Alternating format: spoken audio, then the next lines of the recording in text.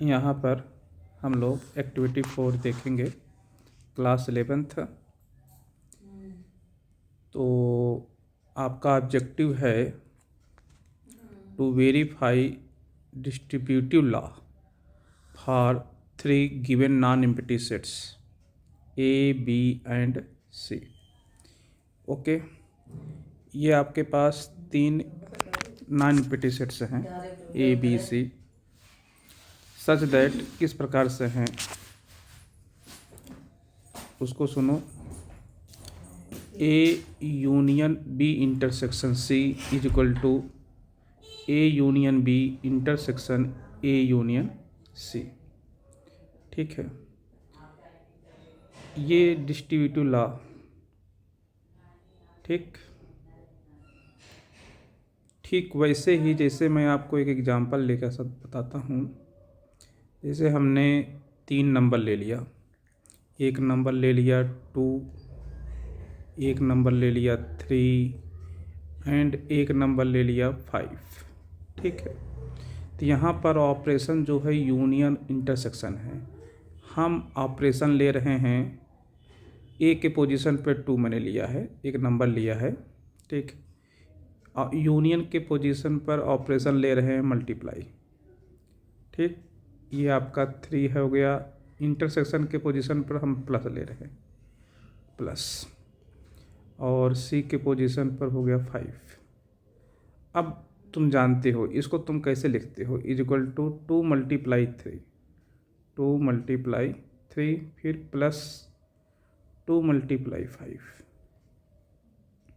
ठीक, इसे आप कहते हैं distributive law over addition.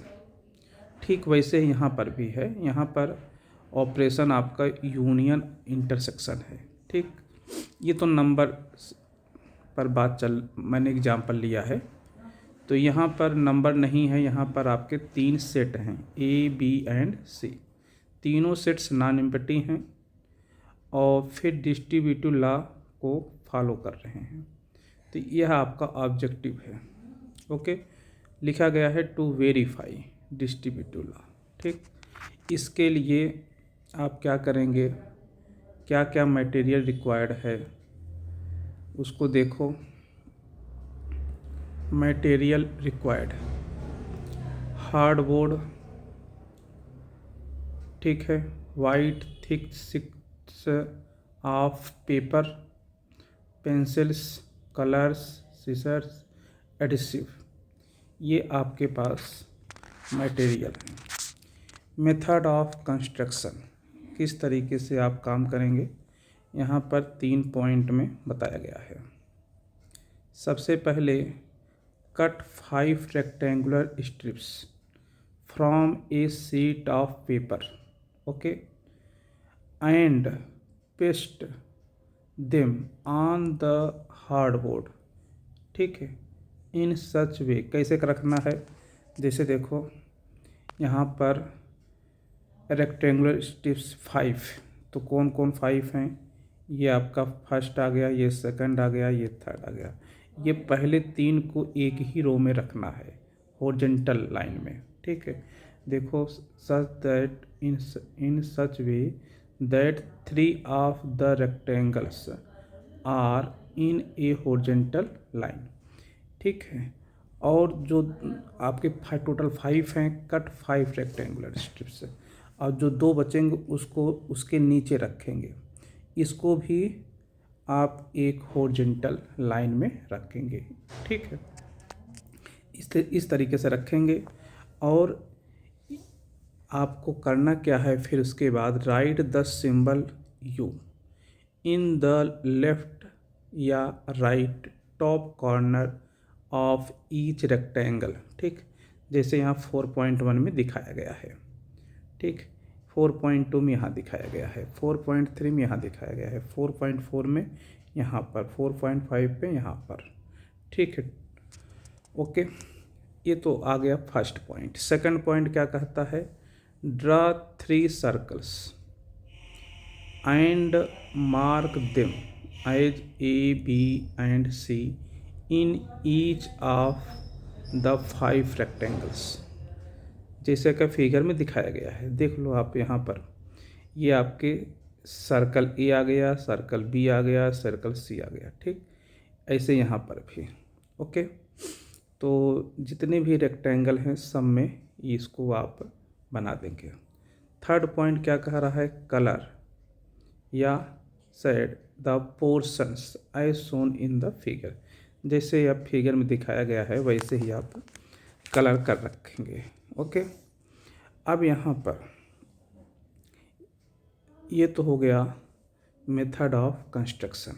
Okay, अब बात आगे बढ़ेगी डिमॉन्स्ट्रेशन। फर्स्ट पॉइंट, यू, ये यू की तरह है। ठीक है, ये यू आपका डिनोट कर रहा है यूनिवर्सल सेट को, represented by the rectangle in each figure. Okay,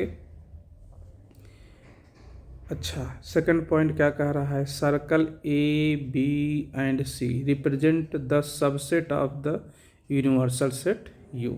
okay, ऐसा क्यों है, क्योंकि सेट ए जो सर्कल है वह रेक्टेंगल के अंदर है। ठीक, रेक्टेंगल रेक्टेंगल मतलब यूनिवर्सल सेट, सर्कल ए का मतलब सेट ए, तो सेट ए सर्कल रेक्टेंगल के अंदर है, इसलिए ए जो है वह सबसेट है किसका, यू का। ऐसे ही बी भी क्या है, एक सर्कल है वो भी रेक्टेंगल के अंदर है, इसलिए बी भी क्या है, सबसेट हो गया यूनिवर्सल सेट का। ओके, ये तो आपका सेकंड पॉइंट आ गया। Third point, in figure 4.1 figure में जो कलर्ड पोर्शन है वह किसको रिप्रेजेंट कर रहा है, बी इंटरसेक्शन सी को।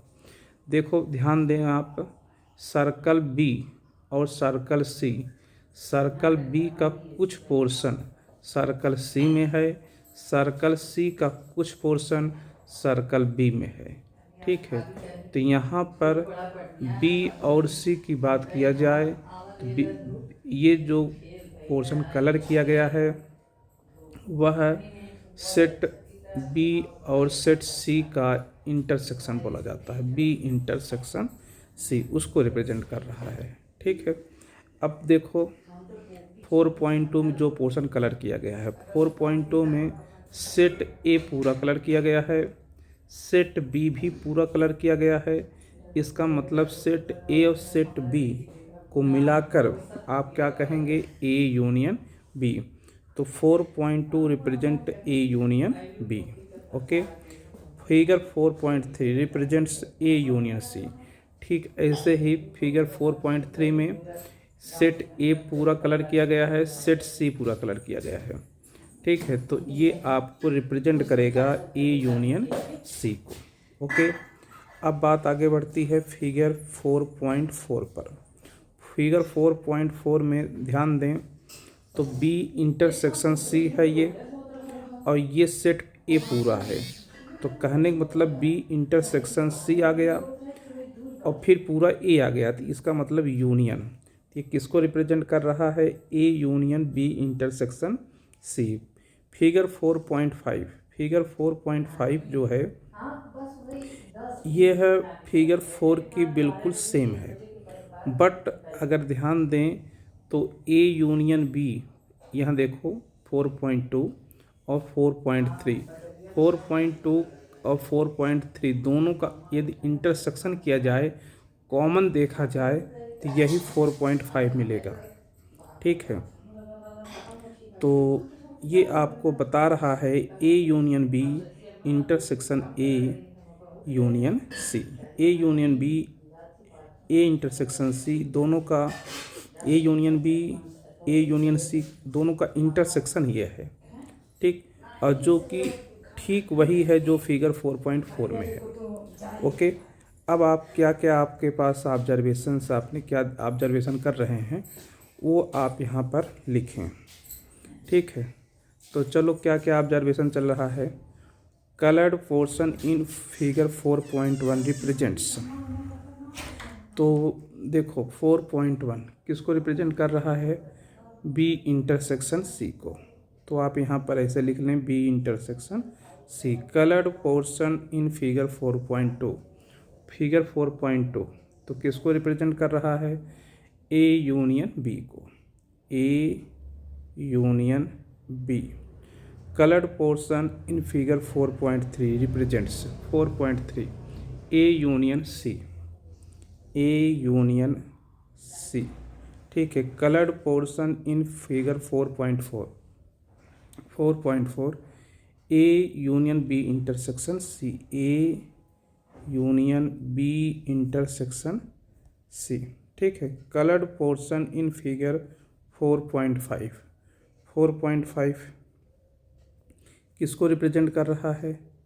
A union B, A union B intersection A union C. 6 point the common coloured portion in figure 4.4 and figure 4.5 are same. ठीक है, दोनों बिल्कुल सेम है। 7th point A union B intersection C. क्या आपने देखा? इसको आप लिखेंगे ए यूनियन बी, फिर इंटरसेक्शन, फिर A union C. Okay. Thus the distributive law is verified. ठीक है। Application the distributivity property of set operations is used in simplification of problems involving set operations. Okay. Note, जैसे यहाँ पर operation में पहले union आया है, फिर इंटरसेक्शन आया है, बीच में इंटरसेक्शन आया है, ठीक वैसे ही यहाँ पर इंटरसेक्शन पहले आया है, यूनियन बीच में आया है। तो ठीक ऐसे ही A intersection B union A intersection C, ये ऐसे आप इसको भी वेरीफाइड कर सकते हैं। ओके।